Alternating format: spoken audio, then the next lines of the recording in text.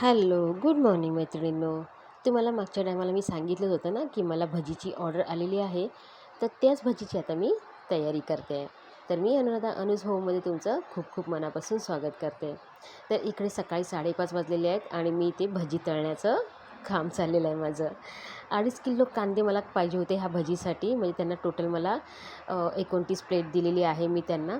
आणि घरामध्ये थोडीशी मला म्हणजे मी 2.5 किलो एवढ्यासाठीच घातली की कमी पडू नये. त्यांना 29 प्लेट पूर्ण म्हणजे 28 प्लेट होती, पण त्यांना 1 प्लेट एक्स्ट्रा दिलेली ना मी, तर ती कमी पडू नये म्हणून मी 2.5 किलो कांदे कट करून घेतले होते.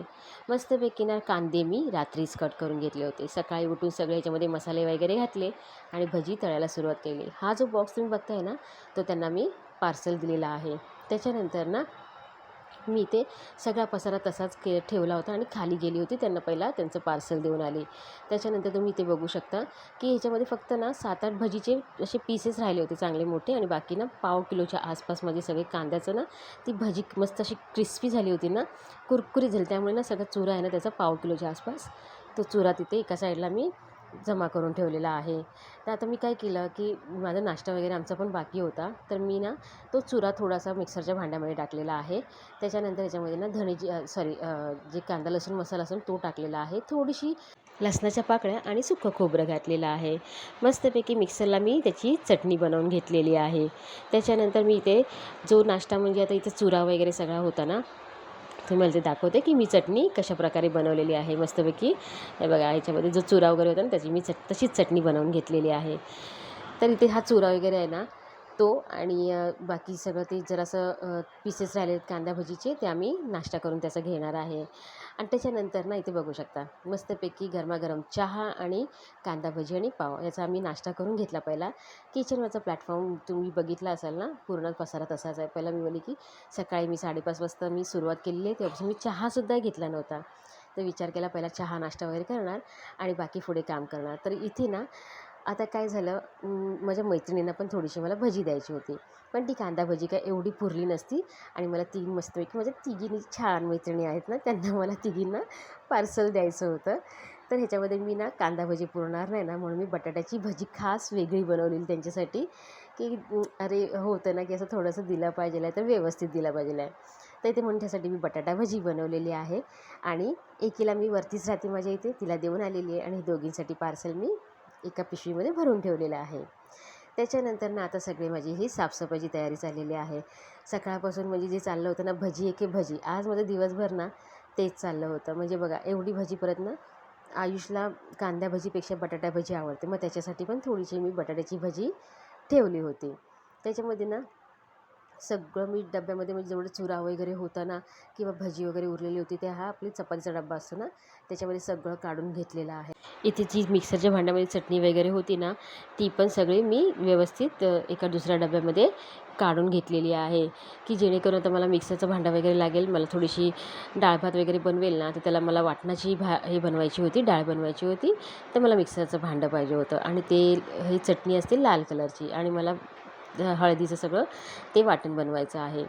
त्याच्यासाठी ना मी मिक्सरचं भांडं वगैरे सगळं साफ करून घेतलेलं आहे.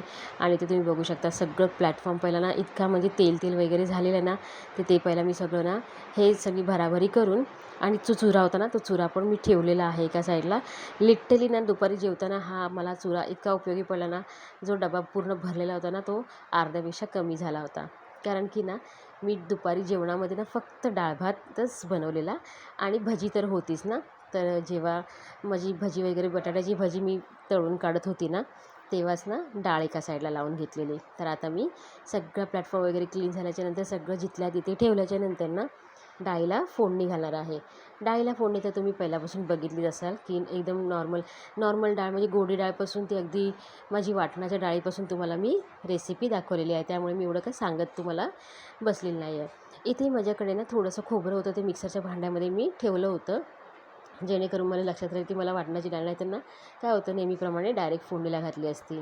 त्याच्यामुळे ना मी मिक्सरच्या भांड्यामध्ये ना ओलं खोबरं थोडंसं काढून ठेवलेलं आहे तिकडे एका साईडला.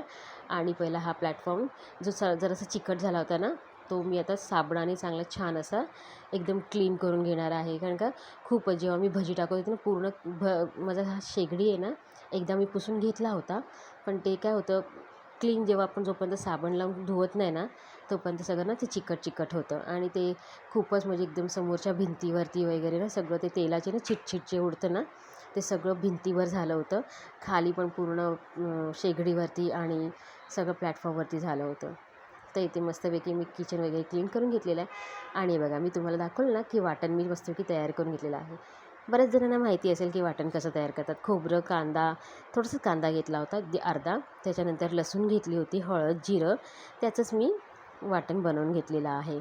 आणि आता फोडणीला ना कढईमध्ये जो भजीचं मी तेल होतं ना त्यातलंच एक पळी, छोटी पळी मी तेल फोडणीसाठी घातलेलं आहे. नेहमीप्रमाणेच मस्तपैकी राई, जिरा, कढीपत्ता ह्याची फोडणी घातलेली आहे. ह्याच्यामध्ये आता मी कांदा वगैरे काहीच फोडणीला घातलेलं नाही, कारण की डाळ माझी ही वाटणाची आहे आणि ह्याच्यामध्ये म्हणजे कांदा, टोमॅटो वगैरे मी घातलेलं नाही आहे. छान मस्तपैकी चवीप्रमाणे मीठ वगैरे घातलेलं आहे आणि लास्टला मी कोथिंबीर घातलेली आहे. छान अशी मस्त डाळ माझी वाटणाची तयार झालेली आहे. आणि दुपारच्या जेवणामध्ये ना फक्त मी एवढंच बनवणार होते. डाळ फोडणीला घातल्याच्यानंतर त्याच कुकरमध्ये मी तांदूळ धुवून घेतलेले आहेत आणि भातसुद्धा बनवून घेतलेला आहे. शॉर्टकट मस्तपैकी असा माझा जेवणाचा बेत झालेला आहे. आणि ना तुम्हाला मी दाखवणार होते की मी जो नवीन कपाट घेतलेला ना त्याच्यानंतर तुम्हाला बोलली होती की मी कपाट कसा लावला आहे ना तुम्हाला नंतर दाखवते. तर आता हेच मी थोडंसं ह्याच्यात शूट करून घेतलेलं आहे की मितालीने हा कपाट बघा जिथल्या तिथे. आणि मी मितालीचं खरं सांगते, मी मितालीचं ना कपाट केव्हा मी लावत नाही, तिचा तीच लावते, तिची वस्तू तीच ठेवते. त्यामुळे ना तिला माहिती पडतं की तिने कुठे काय ठेवलं आहे ना. त्यामुळे हा कपाट पूर्ण वरचा कप्पा आहे तो आयुषचा आहे सगळा आणि खालचे 2 कप्पे आहेत ते तिचे आहेत. तर इथे ना मस्तपैकी तिने कपाट वगैरे लावलं, त्याची मी तुम्हाला थोडीशी हे दाखवलेलं आहे, व्हिडिओ करून दाखवलेला की माझा कपाट मस्तपैकी आता लागलेला आहे आणि सेट झालेला आहे. त्याच्यानंतर ना थोडं संध्याकाळी ना मी हा पपई आणला होता 2 दिवसापूर्वी आणि घेताना मला थोडासा कडक लागला होता. मला वाटलं 2 दिवसामध्ये तो पिकेल चांगला. पण लिटरली पपई ना मी याच्या अगोदर पण तुम्हाला पपई किती वेळा दाखवला आहे की कट करून मस्तपैकी ना असा तो ऑरेंज इतका गोड असतो ना रसरशीत. पण हा पपई आहे ना इथे बघू शकता बघा आहे ना थोडासा ना तो ऑरेंज कलरचा म्हणजे पिकला नव्हता पूर्ण. पण काय करणार अजून जर ठेवला असता ना तर तो कडकच्या कडक आणि वरची साल आहे ना थोडीशी अशी म्हणजे सुकल्यासारखी होऊन जाते आणि पपईचा कडकच्या कडकच तसंच राहतो. मग मी बोलले अजून जास्त दिवस त्याला ठेवायचं नाही, त्याला आता कट करून संपवूनच टाकायचं. त्याच्यामुळे ना मी इथे हा पपई कट वगैरे करून घेतलेला आहे आणि मी टेस्ट करून बघितलं ना तर ठीक आहे, म्हणजे अजून थोडासा तो पिकला असता ना तर छान मस्त की अजून गोड लागला असता. पण ना हा इतका म्हणजे थोडासा कच्चा असल्यामुळे ना इतका गोड नव्हता. पण तुम्हाला मी असं दाखवलं ना की नाही बरोबर नाही, म्हणजे पपई गोड नाही आहे, म्हणजे त्याला अजून चांगलं थोडंसं पिकलं पाहिजे होतं हा. तर आता हा पपई संपवायचाच आहे म्हणून मी बोलली की आता हा पूर्ण जो कट केला आहे ह्या लोकांना पण देते, आयुष मितूला आणि मनोहरला पण देऊन येते. त्यासाठी त्या लोकांना मी आता जो कट केलेला आहे तो देऊन येणार आहे.